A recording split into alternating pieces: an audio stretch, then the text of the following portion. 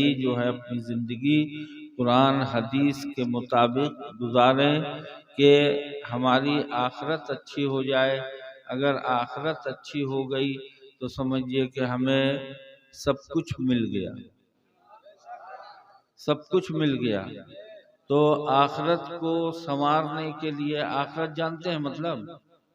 नहीं जानते आप? मरने के बाद की जिंदगी, एक तो ये जिंदगी है? और फिर मरने के बाद एक जिंदगी और शुरू होगी जो हमेशा हमेशा हमेशा कब तक रहेगी कुछ पता नहीं। आखिरत में जन्नत में मौत नहीं है। हमें आपको जब उठाया जाएगा है, उसके बाद फिर मौत नहीं आएगी। जो कुछ है यहीं पर है। मौत का सिलसिला, बीमारी, दुखी, टेंशन, ये सब दुनिया ही में है। और जब इंसान मर जाता है तो आज लोग देखते होंगे, हम सभी लोग देखते हैं कि ऐसा लगता है जैसे सो रहा मुर्दा। अब ये है कि हम किस हालत में क्या अमल लेके हम सो रहे हैं कि जब हम कब्र में जाए तो हमसे जो है अल्लाह ऐसे सवाल करे जो फरिश्ते सवाल करते हैं और हम जवाब उनका ठीक ठीक दे दें कि अल्लाह जो है हमसे खुश हो जाए है। तो उसके लिए हमें अपने आप की जिंदगी बदलनी होगी। हमें आपको जो है कुरान हदीस के मुताबिक चलना होगा है, शरीयत को मानते हुए शरीयत के हिसाब से अपनी जिंदगी गुजारनी होगी। और अगर हम कहते हैं कि हम अल्लाह को मानने वाले हैं, अल्लाह के रसूल को मानने वाले हैं, रसूल से मोहब्बत तभी होगी दिल के अंदर जब अमल होगा। एक होता है कहना और एक होता है अमल करना। जाहिरी में है कि हम मोहब्बत कर रहे हैं, मगर बातनी अगर देखा जाए तो हमारे दिलों में हुजूर की मोहब्बत नहीं है। इसलिए कि अगर बातनी हमारे दिल के अंदर मोहब्बत होती तो हम अल्लाह से डर के इबादत की तरफ भागते, अल्लाह को राजी करने के लिए भागते। और जिसने अल्लाह को राजी कर लिया वो उसकी जिंदगी दुनिया में भी संवर गई और आखिरत में भी संवर गई। अल्लाह से डर के अपनी जिंदगी गुजारना है तो हमें सबसे पहले नमाज पढ़ना होगा। नमाज के हम आप पाबंदी करें, रोजे की हम पाबंदी करें, माँ बाप की खिदमत की हम पाबंदी करें। अगर सच्ची मोहब्बत है, जैसे साहबा इकराम ने, अरे आप लोग उधर क्या देख रहे हैं? ऑटो रिक्शा नहीं देखा है? टोटो नहीं देखा है? तब ऐसे अगर सुनोगे तो क्या अमल होगा? हर साल हो रहा है, इतने बड़े बड़े माशाल्लाह आपके गांव में मौलाना आ रहे हैं, सब कुछ आ रहे हैं, कुछ तब्दीली आ रही है, फजर में नमाजी बढ़ रहे हैं तब गुरु काट दिया, खिचड़ा बना लिया, खिचड़े के लिए लाइन लगाई, खा लिया, यही जिंदगी है। कितने लोग हैं जो उर्स के आज तारीख पे जो है अपने पीर और मुर्शिद के उर्स में क्या होता है? कुलखानी होती है, जो यहाँ पर हुई, फातिहा हुई ना भाई। कितने लोगों ने जो है दरूद शरीफ पढ़ के, कुरान की तिलावत करके, कलमा शरीफ पढ़ के अभी अपने नबी को बख्शा? हाथ उठाएं, बोले भाई। कुलखानी जानते हैं ना आप लोग? के नहीं जानते? कुलखानी कहते हैं फातिहा को। और अगर मोहब्बत है सच्ची तो आज चाहिए था हमें आपको सबको कि ज्यादा से ज्यादा दरूद शरीफ पढ़ते, कलमा शरीफ पढ़ते। औरतें भी घर के अंदर जो है कुरान शरीफ पढ़ती, कलमा शरीफ पढ़ती और जो है यहाँ पे बतलाती कि हाँ हम लोग के यहाँ जब फातिहा होती है, सभी अल्लाह जिसको तौफीक देगा वही काम कर सकता है। यहाँ पर भी बहुत से गांव में जो है फातिहा जब होती है तो बहुत सी औरतें कहती हैं कि हम, उनके बेटा या शौहर आके कहते हैं कि हमारी माँ ने 5 पारा कुरान शरीफ पढ़ा है, कोई कहता है हमारी माँ ने 2 पारा पढ़ा है, हमारी बहन ने 5 पारा पढ़ा है, हमारी बहन का 1 खत्म है, ये सब हमारे नबी को बख्श दीजिए। कोई कहता है 1000 बार हमने कलमा शरीफ पढ़ा है। 1000 बार कलमा शरीफ देखने में बहुत लगेगा और पढ़ने में 15 मिनट 20 मिनट से ज्यादा नहीं लगेगा। क्या समझे? ला इलाहा इल्लल्लाह, ला इलाहा इल्लल्लाह, ला इलाहा इल्लल्लाह 1000 बार अगर पढ़िएगा तो 15 से 20 मिनट में आपका 1000 हो जाएगा। अब वो 1000 जब बख्शा जाएगा अपने नबी को, जब कोई भी बख्शने वाला कहीं पर भी यही कहता है या अल्लाह अपनी रहमत से इसका सवाब हमारे प्यारे नबी मोहम्मद सल्लल्लाहु अलैहि वसल्लम की रूह मुबारक को पहुंचाइए। इधर उसने कहा, उधर वहां पे पहुंच गया और जब फरिश्ते लेके पहुंचे तो हमारे नबी से कहते हैं कि या रसूलल्लाह फला बस्ती में फला गांव में आपके ऊपर कलमा शरीफ, दरूद शरीफ, कुरान शरीफ पढ़ के जो है ये बख्शा गया है, इसको आप कबूल फरमाइए। तो अल्लाह को वो जहां हुजूर ने कबूल फरमाया और फिर वो फरिश्ता लेके अल्लाह के पास पहुंच जाता है। वहां पर भी यही बतलाता है, फरिश्ते बताते हैं अल्लाह से कि या रब्बुल आलमीन फला बस्ती में फला गांव में आपके नबी के ऊपर इतनी बार दरूद शरीफ पढ़ा गया, इतनी बार कलमा शरीफ पढ़ा गया, तो अल्लाह उसके बदले में जो है दर्जात को बुलंद फरमाते हैं पढ़ने वालों। तो अब देखिए कि एक तो आपने पढ़ा उसका सवाब, दूसरे आपने अपने हुजूर को तो पहुंचाया, अपने माँ बाप को अगर पहुंचाया तो हदीस में आता है कि जब भी माँ बाप, बेटा खुद पहुंचाए, बेटी चाहे खुद पहुंचाए या किसी के जरिए से, मदरसे के मौलाना से, चाहे तालिबे इल्म से, मस्जिद के इमाम से, जब कहता है कि हमने ये कुरान शरीफ पढ़ा है, ये चीज पढ़ा है, आप इसको हमारे बाप को बख्श दीजिए, तो जहां मौलवी साहब पढ़ के बख्शते हैं अल्लाह ताला के पास वो फरिश्ते जाते हैं और अल्लाह उसके बदले में उसके माँ बाप, भाई बहन जो भी इंतकाल किए हैं, अल्लाह उसके दर्जात को बुलंद फरमा दे। मतलब समझिए जैसे कि 6ठी मंजिल पे वो आदमी रह रहा था, अल्लाह उसको 7वीं मंजिल पे कर देते हैं। तो वो आदमी, माँ बाप पूछते हैं कि ये दर्जात जो आज हमको मिले हैं, हमारे दर्जात को अल्लाह ने जो बढ़ाया है किस वजह से? तो वो फरिश्ता कहता है कि आपकी औलाद ने आपके ऊपर 10 बार दरूद शरीफ पढ़ के बख्शा है, उसके सिले में अल्लाह ने आपको 6ठी मंजिल से 7वीं मंजिल पे पहुंचा।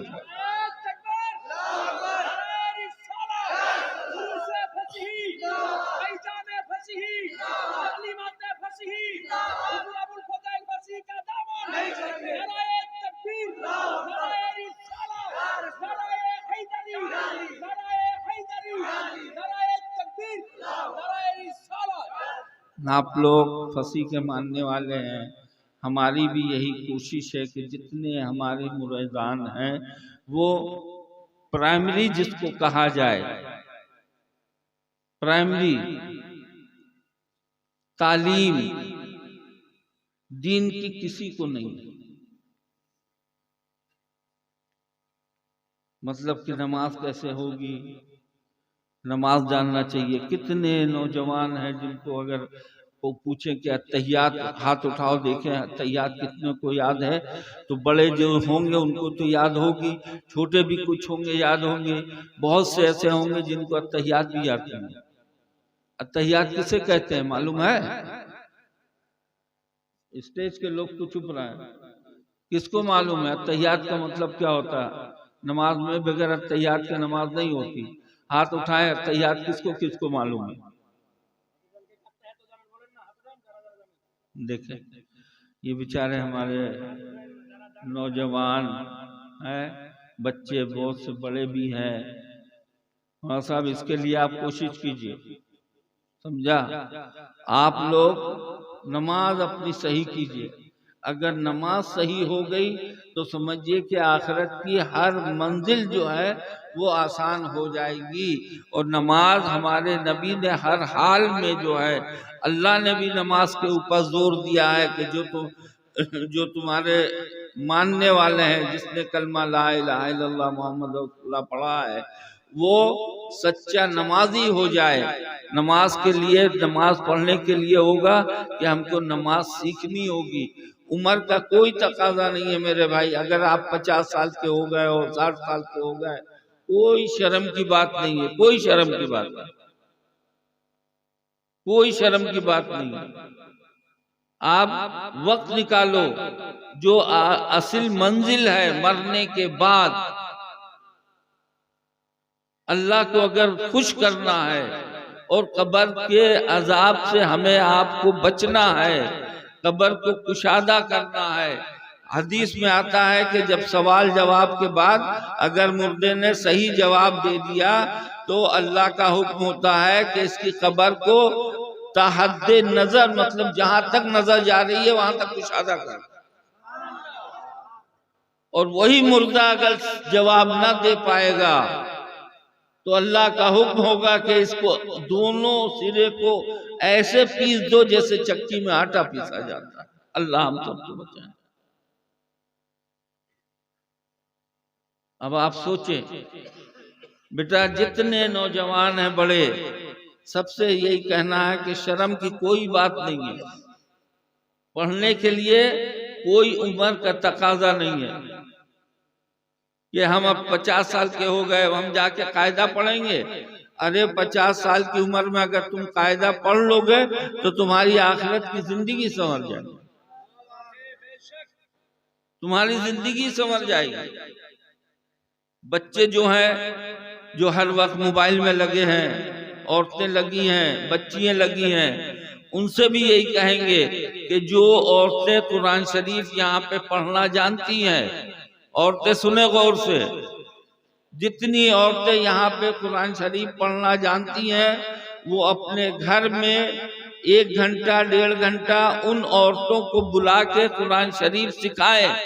इसलिए कि जो भी एक औरत भी अगर आ गई और उसने एक सूरह भी याद कर ली छोटी और उसने किसी और को सिखाया तो उसके लिए ये सदके जारिया हो गया।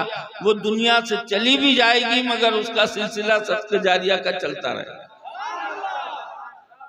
तो जितनी औरतें यहाँ पर हैं जो कुरान शरीफ जानती हैं, वो लोग थोड़ा सा मेहनत करें, वक्त का घर का काम करके। और मौलाना साहब से भी यही कहेंगे कि एक निज़ाम बनाए, 2-4 औरतें कुरान पढ़ने वाली इस पाड़े में हो जाए, उस पाड़े में हो जाए।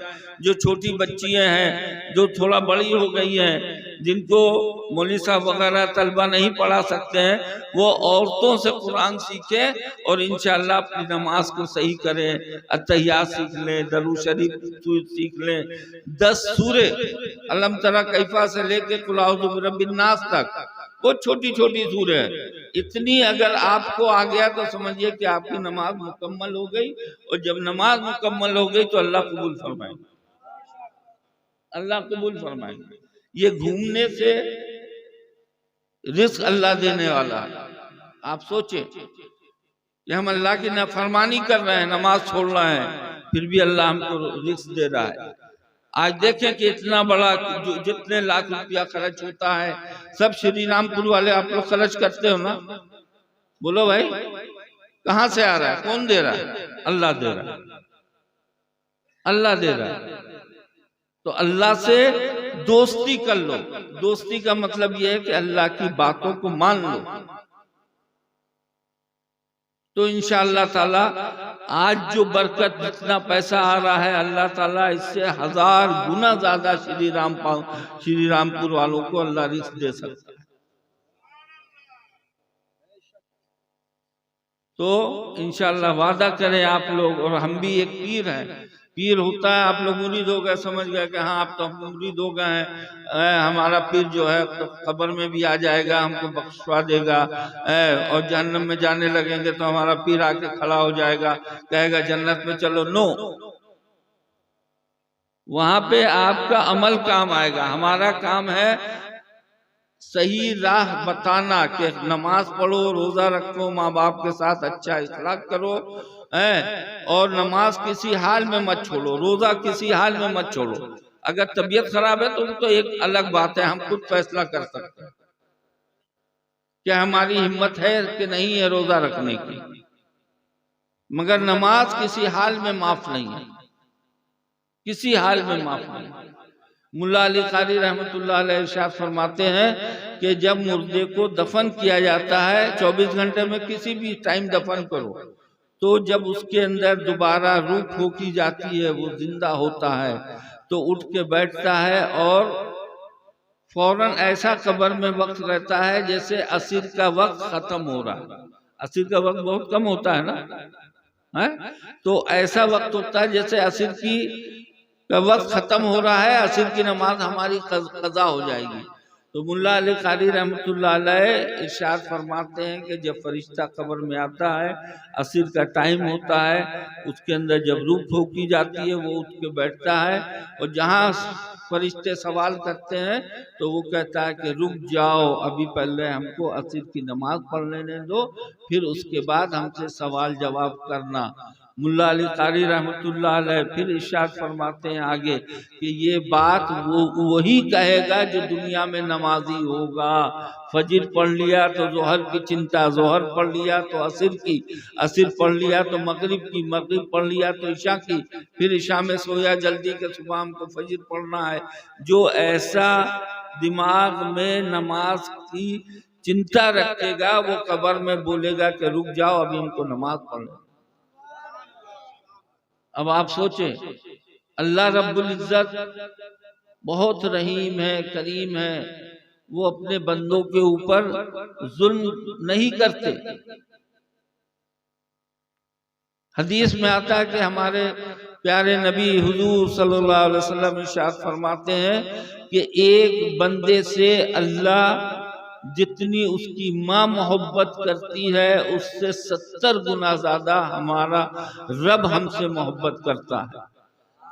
अब आप सोचे कि एक माँ क्या बेटे की उंगली जलने पर खुश होगी, या एक माँ बेटा अगर पानी में गिर जाए, अगर चलते हुए ऐसे ही गिर जाए, घुटनों में चोट लग जाए, तो माँ को कितनी तकलीफ होती है। जो एक माँ है, हदीस में आता है कि अल्लाह रब्बुल इज्जत हर बंदों से नहीं, जिसने कलमा ला इलाहा इल्लल्लाह मोहम्मद रसूलुल्लाह पढ़ा है, जो मुसलमान है, एक माँ से 70 गुना ज्यादा मोहब्बत करती है। अब हमारी तो माँ गुजर गई, जिसकी माँ है खुश नसीब है वो, कि वो देखे कि माँ कितनी मोहब्बत करती, कितनी मोहब्बत करती। दुनिया में तो करती है, मरने के बाद भी जो है बेटे को छोड़ती नहीं है। आखिरत में माँ अगर ऊपर दर्जे में है, जन्नत में माँ अगर ऊपर दर्जे में चली गई, बेटा नीचे दर्जे में है, वो माँ अल्लाह से कहेगी कि रब्बुल आलमीन हम अपनी औलाद से मिलना चाहते हैं, तो अल्लाह कहेंगे ठीक है, तुम मिलना चाहती हो तो तुम तो ऊंचे दर्जे पे हो, तुम नीचे नहीं जा सकते। मालूम है ना, कोई मैनेजर है तो चपरासी कभी नहीं बनेगा, मैनेजर से जीएम बन सकता है ना, समझ रहा है मेरी बात को। मैनेजर जीएम बन सकता है, चपरासी नहीं बन सकता। तो अल्लाह कहेंगे तुम तो नीचे नहीं जा सकते हो, मगर नीचे वाले को हम ऊपर बुला सकते हो, तुम मुलाकात कर लो। नीचे वाले ऊपर जाएगी, औलाद अपनी माँ से बाप से मुलाकात करेगी, फिर उसके बाद हुक्म होगा कि इनको अपनी जगह पे चले जाओ, तो वही माँ कहेगी या रब्बुल आलमीन दुनिया में साथ रखा है, यहाँ जन्नत में भी साथ दे दे। अल्लाह का हुक्म होगा ठीक है, तुम्हारी औलाद भी तुम्हारे साथ रहेगी। वो माँ है।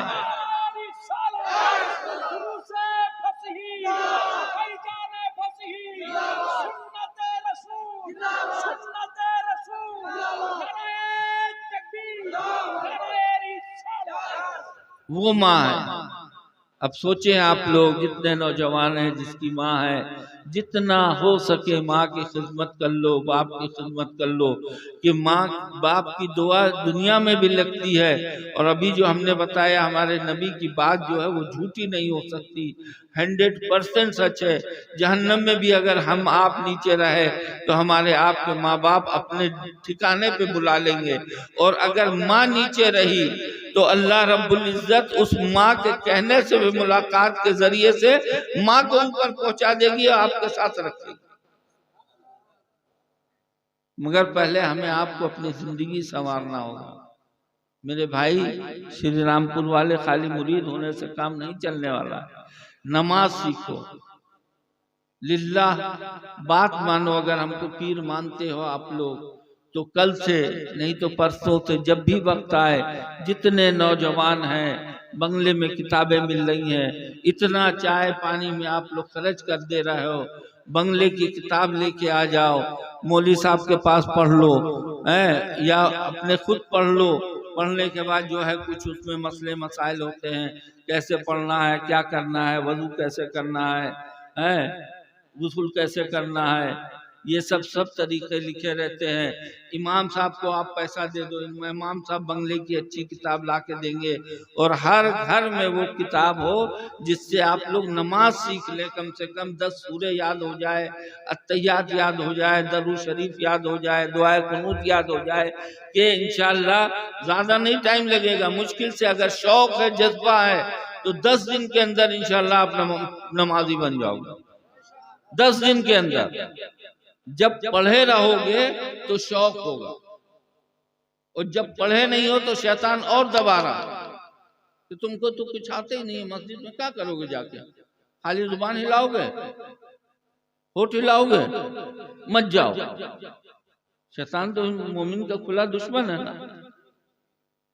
और जब पढ़ लोगे तो फिर शैतान से जिहाद कर सकते हो। एक जिहाद ये भी है, अपनी नफ्स अम्मारा से जिहाद सबसे बड़ा जिहाद। जब पढ़े रहोगे, अचानक से ख्याल आएगा, अल्लाह का हुक्म होगा, अल्लाह हिदायत देंगे, चलो मस्जिद में, शैतान कहेगा मत जाओ।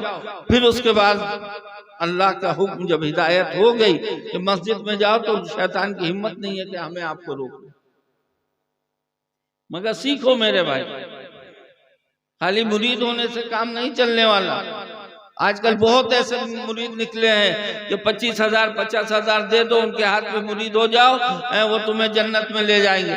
जब हमारे नबी ने ठेका नहीं लिया कि हम सब सहाबा को जन्नत में लेके जाएंगे, अल्लाह का हुक्म आया कि ए नबी, अपने सहाबा से कह दो, अपने चाहने वालों से कह दो, अपने मोहब्बत करने वालों से कह दो कि उनसे हम राजी हो गए।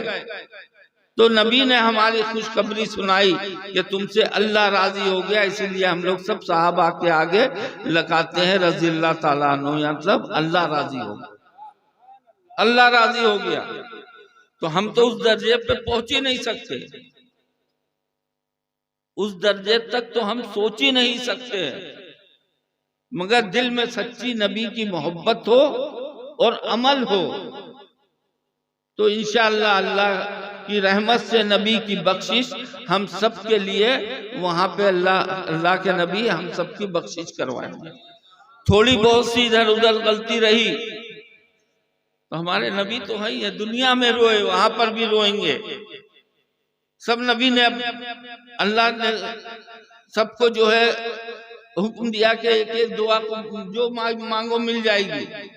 सब नबी ने मांग लिया। हमारे नबी को हुक्म हुआ कि दुआ मांगो, वो दुआ तुम्हारी जरूर कबूल होगी। हमारे नबी ने नहीं मांगा। साहबा के राम ने कहा कि क्यों? कहा कि आखिरत में मांगेंगे, जब हमारे उम्मती हमारे सामने होंगे तब हम अपने रब से कहेंगे कि या रब्बुल आलमीन, मेरी उम्मत को बख्श दे। अल्लाह उस दुआ को कबूल करके मेरे सब उम्मती को बख्श दे, सब उम्मती को बख्श दे। ऐसे बन जाओ। दुनिया चंद हो जाए, 60 70 80 साल बाप दादा मर गए, माँ बाप मर गए, अब हम लोग हैं, अब हम लोग की पारी है। जाना है कब्र में, वहां कोई साथ नहीं आएगा, कोई साथ नहीं आने वाला। जो अमल करे रहोगे, नमाज रोजा हज ज़कात, जैसे अल्लाह ने तौफीक अता फरमाई, माँ बाप की फरमाबरदारी, माँ बाप के साथ अच्छा सुलूक, बीवी के साथ अच्छा सुलूक, अपने बच्चों की अच्छी परवरिश, कुरान हदीस सिखाते हुए, अंग्रेजी डॉक्टर इंजीनियर जो चाहो वो पढ़ाओ। मगर बेसिक जो तुम कुरान हदीस पढ़ा दोगे, वजू का तरीका, नमाज का तरीका, ये दुनिया में भी काम आएगा और आखिरत में भी काम आएगा। डॉक्टर MBBS MD काम नहीं आने वाला।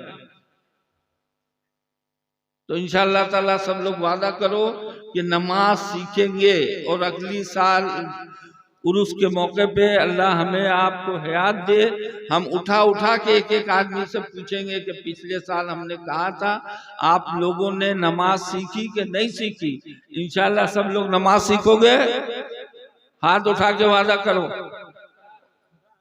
और औरतों से भी यही कहना है कि इंशाअल्लाह जो औरतों का कुरान शरीफ खत्म है वो अपने महल्ले में 8-10 बच्चियों को लेके, अगर औरतें बड़ी भी हो गई हैं तो भी उनको कुरान सिखाए कि इंशाअल्लाह एक माशरा बने। अल्लाह कुरान में इरशाद फरमाता है बिस्मिल्लाहिर रहमानिर रहीम या अय्युहल्लज़ीना आमनू तूबू इलल्लाहि तौबतन नसूहा, यानी ए ईमान वालों। किससे कह रहा है अल्लाह? ईमान वालों से, काफिर से नहीं कह रहा, ईमान वालों। ए ईमान वालों तौबा करो अल्लाह की तरफ खालिस दिल से, सच्चे दिल से। अगर तुमने अब तक जो भी गुनाह किया है सच्चे दिल से अगर तुम तौबा कर लोगे तो तुम्हारी तौबा को कबूल फरमा के हम तुमको ऐसा पाक कर देंगे, ऐसा पाक कर देंगे जैसे अभी अभी तुमने अपनी माँ के पेट से जन्म लिया। तो अल्लाह ताला हमें आपको कहने सुनने से ज़्यादा अमल करने की तौफीक अता फरमाए। वाखिर दावाना अल्हम्दुलिल्लाहि रब्बिल आलमीन। और जितने कमेटी वाले हैं, गांव वाले हैं, अल्लाह उनको खूब नवाजे, हलाल अता फरमाए। हम हर वक्त यही दुआ करते हैं कि अल्लाह ताला आज जितना किया है अगले साल कमेटी वाले और पूरे गांव मिलके और इससे 10 गुना ज़्यादा इंशाअल्लाह इस उरूस को मनाए।